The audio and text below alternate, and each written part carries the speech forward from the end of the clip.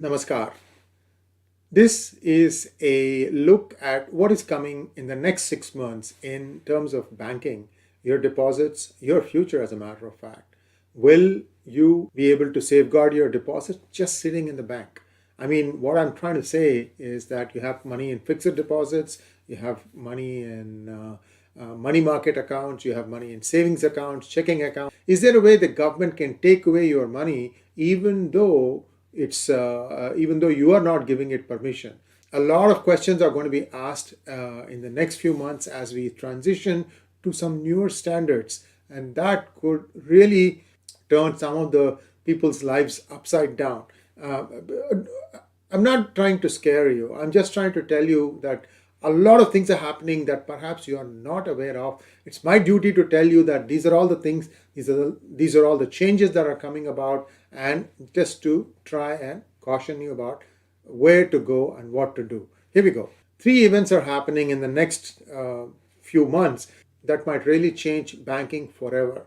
First of all, we saw some of the banks, such as the Silicon Valley Bank or the Signature Bank, fail because of they said that it is because the interest rates were being driven up very fast by the Federal Reserve, and that's what caused the failure.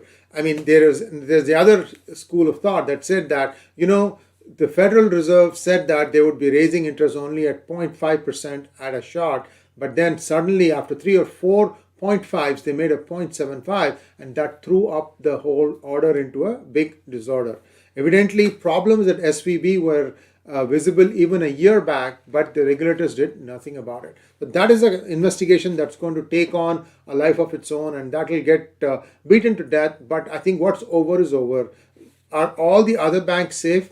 Well, this question and many others will come to your mind as we see what is happening down the pipeline. The United States is also readying its version of CBDC, Central Bank Digital Currency. Now, CBDC is also used as central bank digital currencies. So it's a loose term depending on whether you're having one currency or more than one currency. We all talked about the digital RMB that China guarantees against gold, and India has its own version called digital rupee. By the way, the digital rupee, I know for sure, is backed with a blockchain, and I'm told that the CBDC that America is going to introduce will also be on a blockchain. Why this is going to be important, we will know later, because you will see the advantages of this when I start talking about it in a little bit more detail. Here, it's just an introduction to you that there are lots of things that are about to change that might, increase your mortgages. It might, in fact, even decrease, although that's unlikely. Decrease your mortgages, maybe more volatility in your rates. Some adjustable rates may go up or down.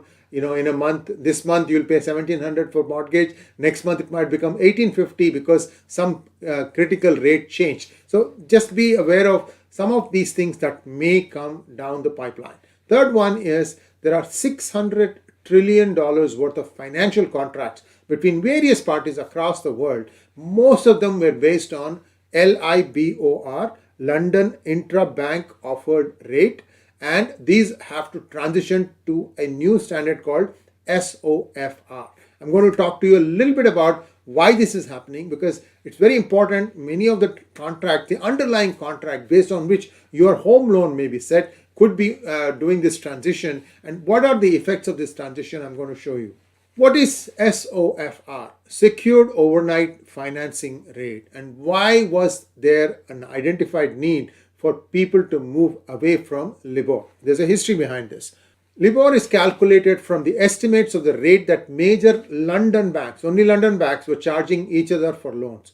For historical reasons, this rate had become widely adopted. So anybody, I have had some contract which were based on the LIBOR rate. So, just because it was something that was accepted around the world, people started using that as a reference for, like, for example, if you're renewing a contract after 12 months, you would say, well, the rise in, let's say, rent would be either the LIBOR rate or of that day or 3%, whichever is less, something like that. Different conditions can be put. Now, what really happened was in 2012, it was revealed that the banks that were part of this LIBOR were rigging the rates. The panel banks that gave LIBOR estimates were collaborating together and submitting false data in order to profit more from trades.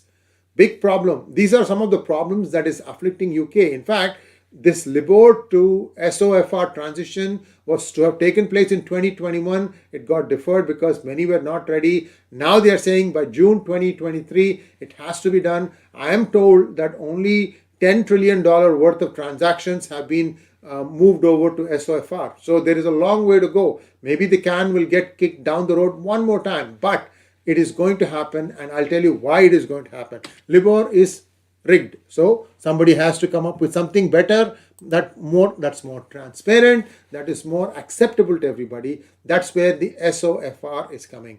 The SOFR is based on actual transactions, meaning overnight transactions in the treasury repo market of the United States. Thus, SOFR is a more accurate means of measuring the cost of borrowing money. And because these are available publicly, you can go to websites to find out, it is more transparent. So, how quickly will these $600 trillion worth of contracts transition from LIBOR to SOFR? That's a big question. This is like the Y2K, sort of. I mean, it's not that hard, except for one thing. The challenge is that if you look at the values of SOFR versus LIBOR, and this is in 2019, how the two have fluctuated over time, the LIBOR went from 2.8 down to 2.5, okay, 0.3, and a very gradual fall. Whereas the SOFR has been having sharp rises and falls.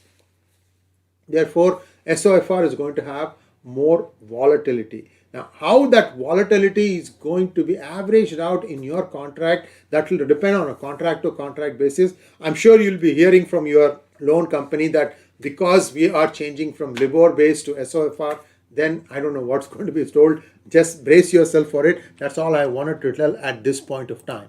Now, what are the digital currencies and why the need for digital currencies, especially in a country like US? What is the country's debt now? In trillions? Do you think the United States will ever make money that will cover that? No. So the whole banking system is getting ready for a reset, especially in the United States.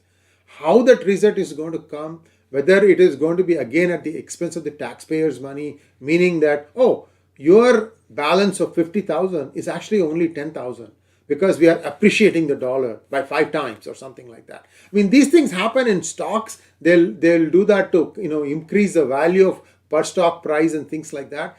I don't know how this particular boom is going to be lowered on the unsuspecting public of United States. I don't mean to scare you. It could be a very seamless transition also. I have a feeling that it might not be that seamless, just looking at the fact that banks have started failing just because the Federal Reserve has been raising interest rates a little too quickly.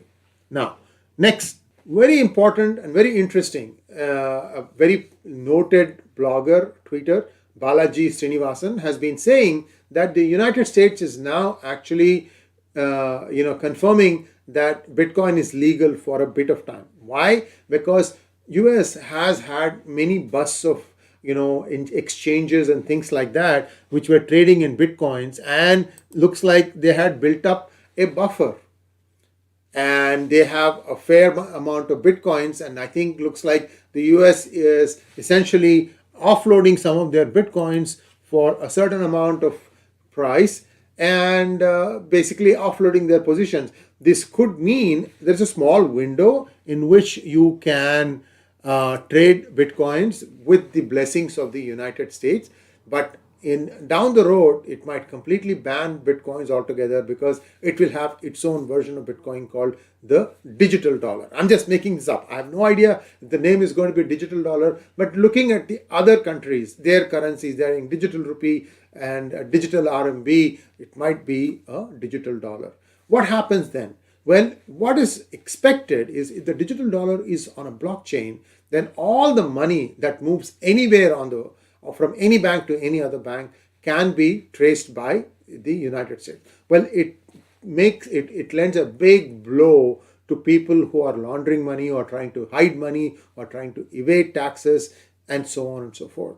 And what happens when you cross national boundaries? This is where something gets interesting. I don't know if that's going to be done in a way that it is very transparent for a US bank or US government to find out what happened to the money that left US shores and went into, say, India, whether how that money got distributed. It is possible. In fact, I was part of a company. I'm still part of that company, although we are not doing much right now, just having a bunch of patents that coming our way, is that you can have two different currencies riding on two different blockchains, and you can actually marry them and have a way to go back and forth so that the tracing can still be accomplished. It is possible, and a lot of algorithms have been developed for that, and we have a bunch of patents also applied in that. It's just a matter of mention here that I'm saying that that is a possibility, but this is needed. At the same time, it has to be done in a way that is as painless as possible. More on this in the future episodes, and thanks for watching. Please like, share, and subscribe to our channel. Don't forget to click